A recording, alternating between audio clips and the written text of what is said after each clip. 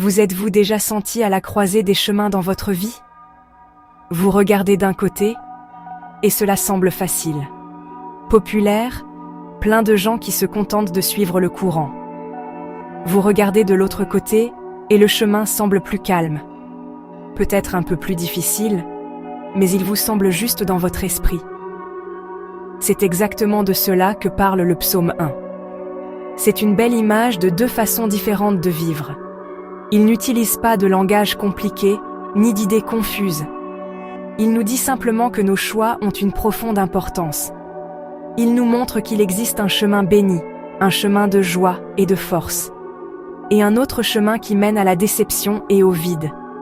Ce psaume est comme un guide aimant, nous prend par la main et montre l'incroyable vie que Dieu a prévue pour nous, si nous choisissons de marcher avec lui et d'écouter sa sagesse. Le psaume commence par décrire la personne qui est vraiment bénie. Qu'est-ce que cela signifie? Il ne s'agit pas seulement de passer une bonne journée, ou d'obtenir ce que vous voulez. C'est un bonheur profond et durable qui vient de Dieu. La personne bénie est celle qui choisit sagement sa compagnie. Elle ne reste pas assise à écouter des gens cyniques qui se moquent de la foi.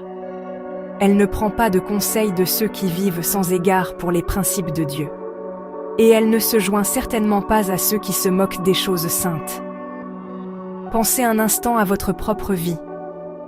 Qui écoutez-vous? Les conseils de qui suivez-vous? Les personnes dont nous nous entourons impactent nos pensées, nos attitudes et notre destin. Protégez votre cœur et votre esprit en choisissant soigneusement vos influences. Il ne s'agit pas de juger les autres, ni de penser que nous sommes meilleurs que quiconque.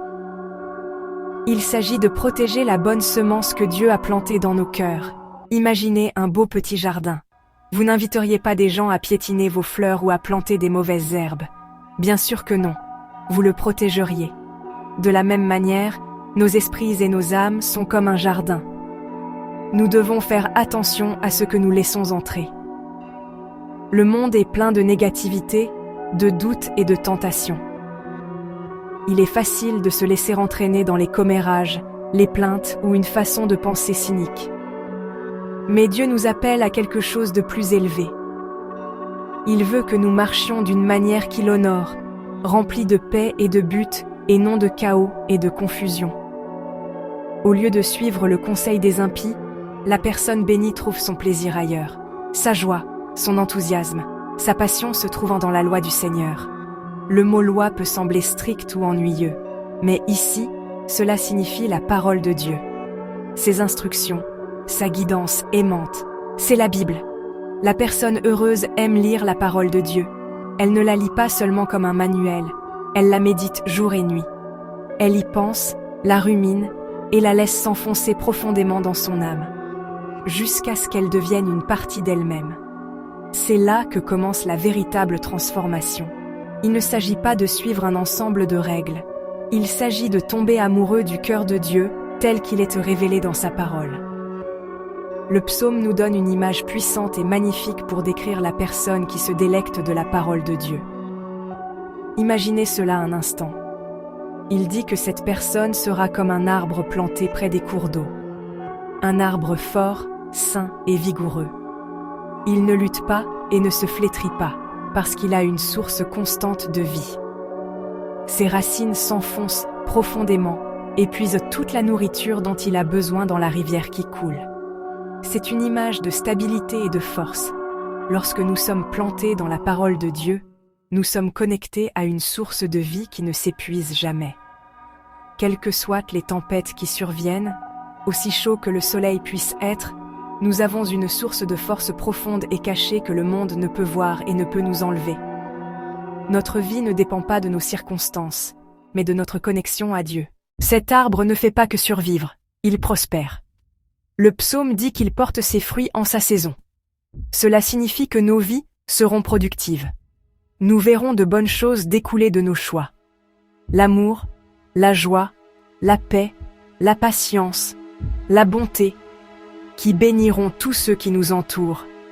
Notre travail, nos relations, nos efforts seront fructueux. Nous ne tournerons pas en rond en vain. Lorsque nous sommes nourris par la parole de Dieu, nos vies auront un but et produiront quelque chose qui a une valeur durable. Cela ne se produira peut-être pas du jour au lendemain, mais en sa saison, au bon moment, Dieu fera sortir la récolte des semences d'obéissance que nous avons semées. Une autre belle promesse. Sa feuille ne se flétrira pas non plus. Cela signifie que nous n'avons pas à vivre une vie de haut et de bas spirituel. Nous pouvons avoir une vie spirituelle constante et stable. Notre joie et notre paix intérieure n'ont pas à s'estomper lorsque des défis surgissent. Cela ne signifie pas que nous ne rencontrerons jamais de difficultés. Cela signifie que même au milieu d'elles, notre vie intérieure peut rester verte et vibrant parce que nous puisons notre force dans une source éternelle. Les gens nous regarderont et se demanderont comment nous pouvons encore avoir la paix et l'espoir, et le secret et nos racines cachées en Christ. Enfin, le verset se termine par une promesse étonnante. Et tout ce qu'il fait réussira. Il ne s'agit pas nécessairement de richesse ou de célébrité mondaine. La définition biblique de la prospérité est bien plus vaste que cela. Cela signifie réussir et parvenir à une fin bonne et réussie dans ce que Dieu vous a appelé à faire. Lorsque notre plaisir est dans le Seigneur et que nos voies lui sont soumises, il bénira le travail de nos mains. Il guidera nos pas, ouvrira les bonnes portes et fera en sorte que nos efforts s'alignent sur sa volonté parfaite. En fin de compte, notre vie sera un succès aux yeux de Dieu, accomplissant son but divin, lui apportant gloire et un profond épanouissement. Maintenant, le psaume change de sujet pour peindre un tableau très différent. Il dit « Les impies ne sont pas ainsi ». C'est un contraste frappant et simple. Leur vie ne ressemble en rien à cet arbre fort et fructueux. Au lieu de cela, ils sont comme la paille que le vent emporte. C'est la coque sans valeur, sèche et écailleuse qui reste après la récolte des grains précieux. Elle n'a aucune substance, aucun poids, aucune valeur. Pendant le battage, les agriculteurs jetèrent le blé en l'air. Le vent emportait la paille légère et inutile, tandis que le grain lourd et précieux tombait au sol. C'est une image puissante d'une vie sans fondement solide, une vie sans racines, instable et facilement emportée par les circonstances. Pensez à une vie qui n'est pas ancrée dans la vérité de Dieu. Elle est souvent guidée par tendances éphémères, opinions populaires et le désir de gratification instantanée. Pas de principe directeur profond, pas de roc solide lorsque les vents de la tourmente soufflent. Un jour, une personne poursuit une philosophie, le lendemain, une autre. Son bonheur dépend de sa situation actuelle, de ses sentiments, de ce que les autres pensent d'elle. C'est une façon de vivre agitée et épuisante, qui manque de véritable substance et de but. Comme la paille, une telle vie est vide. Elle peut paraître impressionnante en surface, mais rien de solide ne la maintient sous pression. Le psaume explique la conséquence ultime. Les impies ne subsisteront pas dans le jugement, ni les pécheurs dans l'assemblée des justes. Le réel et le faux seront séparés. La vie bâtie sur la foi en Dieu restera ferme. La vie comme la paille sera emportée. Ce n'est pas pour intimider, mais un avertissement aimant. Dieu nous supplie de choisir le chemin de la substance, le chemin de la justice, pour que nous puissions nous tenir avec confiance devant lui. Non seulement le jour du jugement, mais chaque jour de notre vie. Cher Père Céleste, merci pour la sagesse belle et claire que tu nous donnes dans le psaume 1. Ta parole est vraiment une lampe à nos pieds et une lumière sur notre sentier.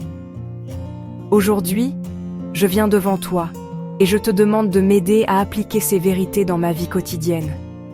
Seigneur, je veux être cette personne bénie, celle qui trouve son plaisir absolu en toi et en tes voies.